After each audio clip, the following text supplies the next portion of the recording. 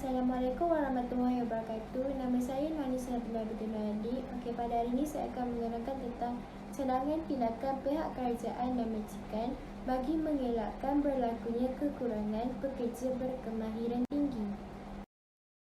Slide yang pertama adalah pengenalan.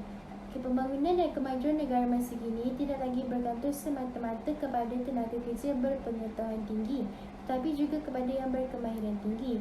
Kelayakan pendidikan tinggi bagi menyokong pembangunan pengetahuan dan inovasi, tahap kemahiran tinggi dalam bidang teknikal dan profesional serta paras produktiviti yang tinggi adalah ciri utama modal insan dan tenaga kerja negara yang berpendapatan tinggi.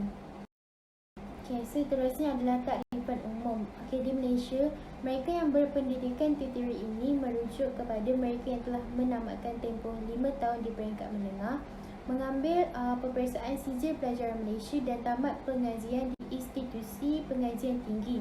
Manakala kemahiran pula sering dikaitkan dengan kelayakan yang diperolehi melalui pendidikan dan latihan formal. Walau bagaimanapun, seseorang individu itu juga boleh memperoleh kelayakan dalam cara lain, termasuk pelbagai bentuk pembelajaran formal dan pengalaman di dalam kerja. Seterusnya adalah isu ketidaksepadanan kemahiran atau dalam bahasa Inggerisnya skill mismatch di antara pengeluaran tenaga mahir berbanding keperluan pasaran pekerjaan merupakan isu yang sering dibahaskan kebelakangan ini. Ketidaksepadanan merupakan situasi di mana tahap dan jenis kemahiran yang tersedia tidak memenuhi keperluan pasaran pekerjaan.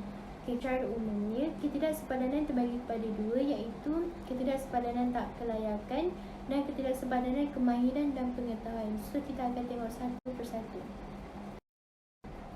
Ketidaksepadanan tahap kelayakan terbagi kepada tiga. Yang pertama, ketidaksepadanan vertikal, merujuk kepada tahap kelayakan yang tidak sepadan dengan pekerjaan. Keadaan ini berlaku apabila tahap kelayakan seseorang tidak sepadan dengan tahap kelayakan yang diperlukan dalam pekerjaan, sama ada lebih rendah atau lebih tinggi.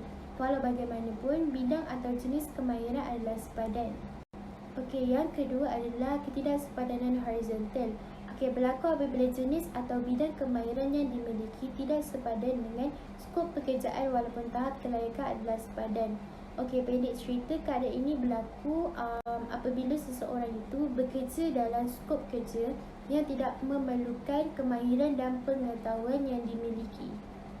Yang ketiga adalah ketidaksepadanan geografikal, merujuk kepada keperluan pekerjaan bagi sesuatu kawasan atau negara.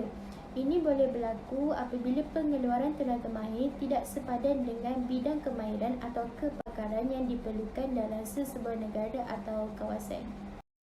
Seterusnya, ketidaksepadanan kemahiran dan pengetahuan. Terbagi kepada dua. Yang pertama, pelajar di institusi latihan dan pendidikan tidak dapat memperoleh kemahiran dan pengetahuan yang tepat. Yang kedua adalah pasaran pekerjaan tidak sempurna. Bermaksud pasaran kerja suatu negara tidak dapat menyediakan peluang pekerjaan yang setara dengan kelayakan yang dimiliki oleh pekerja. Seterusnya adalah tindakan pihak kerajaan bagi mengelakkan berlakunya kekurangan pekerja berkemahiran tinggi. Yang pertama adalah membangunkan Pelan Induk Latihan dan Pembangunan Kemahiran Pekerjaan Malaysia 2008 hingga 2020. Pelan ini bertindak sebagai asas dan hala tuju kepada penggalakan aktiviti pembangunan dan program kemahiran kepada belia di negara ini.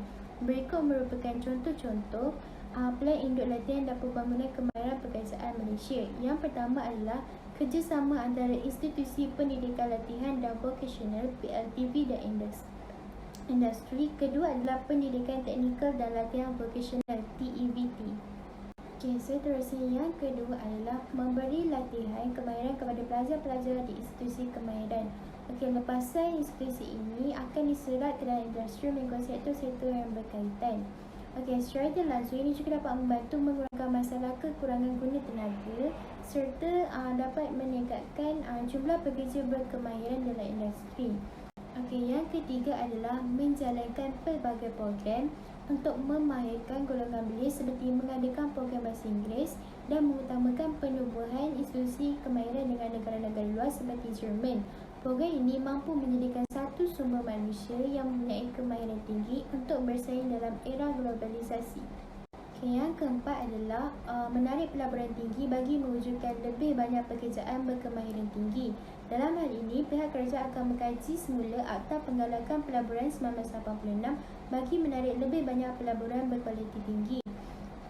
Pelaburan berkualiti tinggi akan mengalihkan industri tempatan ke rantai yang lebih tinggi yang memberi keutamaan lebih kepada automasi berbanding intensif buruh. Perangai ini dijangka akan mengurangkan kebergantungan industri tempatan kepada pekerja asing. Industri di rantai yang tinggi akan menggajikan pekerja berkemahiran dengan upah yang tinggi. Slide seterusnya adalah tindakan pihak majikan bagi mengelakkan berlakunya kekurangan pekerja berkemahiran tinggi. Yang pertama adalah pihak majikan memberikan peluang pendidikan dan latihan lanjutan untuk menghasilkan tenaga kerja mahir dan produktif. Kemudian latihan yang disediakan oleh pemerintah seperti Jawatankuasa Pembangunan Sumber Manusia yang ditubuhkan pada tahun 1992 memberi peluang kepada majikan untuk melatih pekerja. Walaupun penubuhan institusi ini lebih banyak digunakan oleh syarikat besar, hakikatnya syarikat kecil juga mempunyai peluang yang sama dan dapat melatih sebilangan besar pekerja.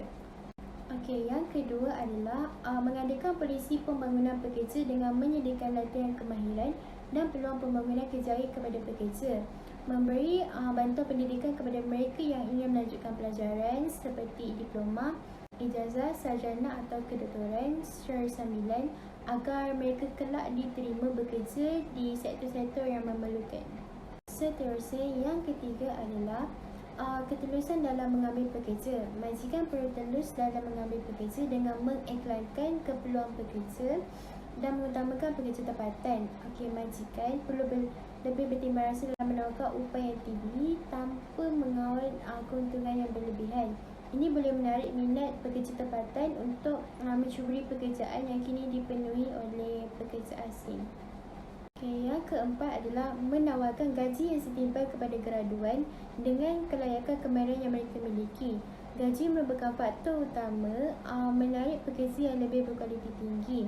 Gaji berasaskan kemahiran dan kecekapan telah digunakan oleh sebahagian syarikat yang mempunyai pekerja berkemahiran tinggi atau pekerja yang mempunyai kelayakan yang baik. Mereka bekerja secara fleksibel dan sumbangannya bergantung pada tahap kemahiran atau kecekapan yang telah dihasilkan. Yang kelima adalah menambah baik kecekapan pasaran buruh. Pihak majikan boleh menambah baik dari segi produktiviti buruh dan gaji melalui peralihan kepada pekerjaan berkemahiran tinggi. Menggalakkan industri untuk meningkatkan rantaian nilai dengan melabur dalam aktiviti bernilai tambah yang tinggi yang memerlukan tenaga kerja mahir. Yang terakhir adalah kesimpulan. Kualiti para pekerja merupakan elemen yang sangat penting dalam menentukan kejayaan dan kemakmuran sesebuah negara.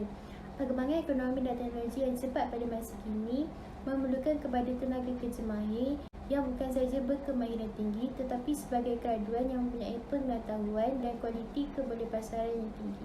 Sekian, terima kasih.